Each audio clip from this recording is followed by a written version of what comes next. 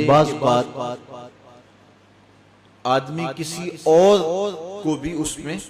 شریک کر لیتا ہے، کمائی وہ نہیں کرتا لیکن اس کو وہ ساتھ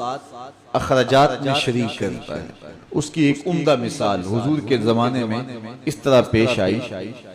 کہ ایک صحابی نے حضور کی خدمت میں آ کے شکایت کی کہ حضور کام کاج میں کرتا ہوں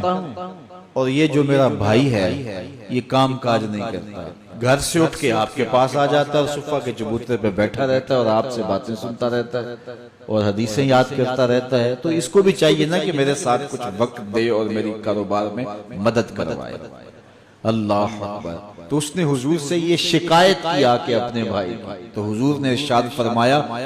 شاید تجھے بھی رزق اس کے صدقے سے مل رہا ہو۔ تو اس سے علماء نے ایک بات بیان کی ہے، وہ کہتے ہیں کہ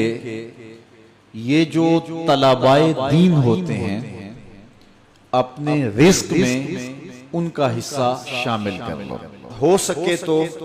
اپنا بھائی یا اپنا ایک بیٹا وقف کر دو جو دین پڑھے، اور تم اس کی ذمہ داریاں اپنے ذمہ لے لو، اور اگر ایسا ممکن نہیں ہے تو پھر کم از کم کچھ دینی طلباء کی کفالت اپنے ذمہ لے لیں، اور جس طرح اپنے بچوں پر خرچ کرتے ہیں خوشی سے، آسودگی سے، اور ان کی ضروریات جس طرح پوری کرتے ہیں اس طرح دینی طلباء کی ضروریات بھی اسی انداز سے پوری کریں، تو اس حدیث کے آپ مصداق ہو جائیں گے، تو اللہ تعالیٰ آپ کو بہت نوازے گا، اور یہ رزق میں اضافے کا سبب اور ذریعہ ہوتا ہے۔